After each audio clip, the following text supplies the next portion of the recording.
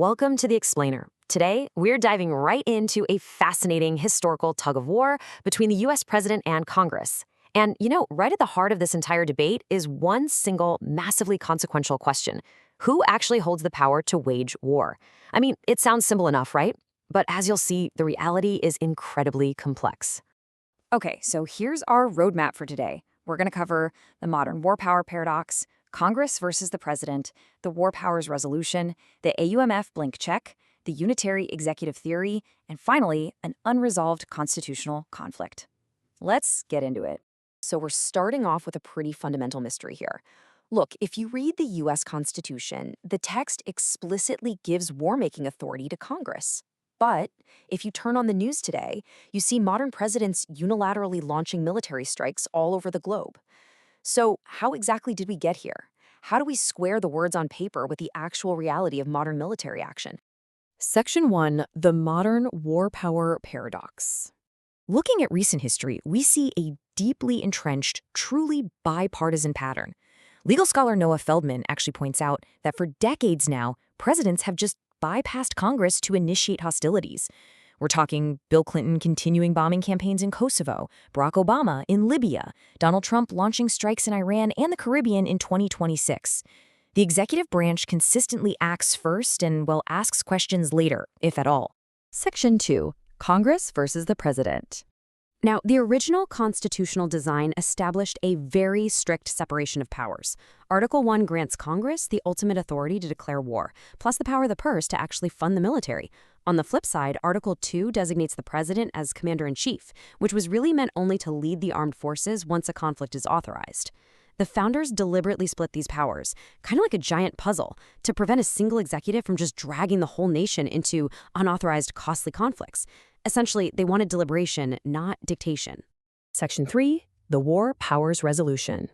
To really understand the law here, we have to look back at the Vietnam War era. During this time, President Richard Nixon was facing heavy criticism for expanding the war by bombing Cambodia and Laos totally without congressional approval. This crisis basically forced Congress to try and claw back its authority, which resulted in the passage of the War Powers Resolution in 1973. It was a direct legislative attempt to force the president to actually consult with lawmakers. Under this new law, the president's unilateral powers were legally restricted to 3 highly specific scenarios. Basically, unless Congress explicitly says yes through a declaration or a statute, the president can only act alone if the United States, its territories, or its armed forces are under direct attack. So it was designed to restrict the president strictly to immediate self-defense. And here is the real teeth of that resolution, the number 60. If a president introduces troops into hostilities without authorization, they absolutely must legally withdraw them within 60 days. It's a dramatic time limit, right? But in practice, presidents have creatively ignored it. I mean, in 1999, President Clinton just kept right on bombing Kosovo after the 60 days expired. And in 2011, President Obama's administration actually argued that because their bombing in Libya didn't involve ground troops and was quote-unquote limited, well, it didn't even count as hostilities under the law, meaning the 60-day clock never even started. Section 4, the AUMF blank check. Okay, so in the days immediately following the September 11 attacks, Congress passed the 2001 AUMF. It empowered the president to strike back at the specific perpetrators of 9/11. However, over the last 2 decades, executive branch lawyers have seriously stretched this single document to serve as the legal justification for the broader global war on terror. It has been cited to cover operations in Iraq, Syria, and Libya, way, way beyond its original intended scope. It essentially became a blank check. And that authority just continues to evolve in some pretty surprising ways.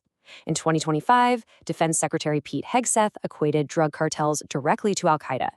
The government began designating alleged drug smugglers in the Caribbean as narco-terrorists.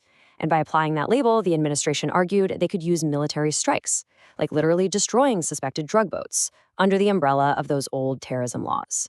The war on drugs basically morphed into a sequel to the war on terror, justifying unilateral military force right in our own hemisphere. Section 5, the unitary executive theory. Legal scholar Judge Shukerman points out a massive flaw here. Proponents of the unitary executive theory often rely on the writings of 18th century English jurist William Blackstone, but, well, they misread him. See, England had a limited monarchy where Parliament was supreme. So by stripping away that historical context, modern theorists accidentally argue that a U.S. president inherently possesses more unchecked executive power than an actual 18th century English king. No way, right? And the history of how the Constitution was drafted adds a whole other layer to this. Some historians highlight the actions of Gouverneur Morris during the Constitutional Convention. When drafting Article 2's vesting clause, Morris actually dropped specific limitations and kept the wording super vague. Historian Charles Thatch famously called this a joker card, basically a subtle, intentional wording change planted in the text that future presidents could just play to imply they hold absolute, undefined executive authority over things like firing officials and managing conflicts.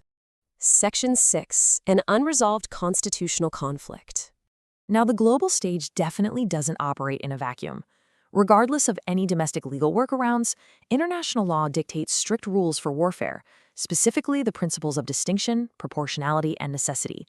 When a nation launches unilateral strikes, especially large-scale operations, the whole global community scrutinizes them to ensure civilian harm is minimized and only lawful targets are struck.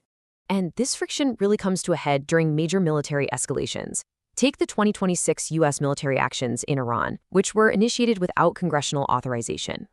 We see authoritative condemnation from legal experts, like this statement from the New York City Bar Association. They heavily emphasize that when the executive branch bypasses Congress, it isn't just some domestic political dispute. It actually violates the UN Charter, weakens the international rule of law, and risks drawing other nations into much broader, destabilizing conflicts. Which brings us to our final question. And honestly, a critical thought you should take away from this entire explainer. Look, the founders designed a system of checks and balances in a world where news traveled by sail and wars literally took months to mobilize. Today, a president can order a drone strike across the globe in seconds.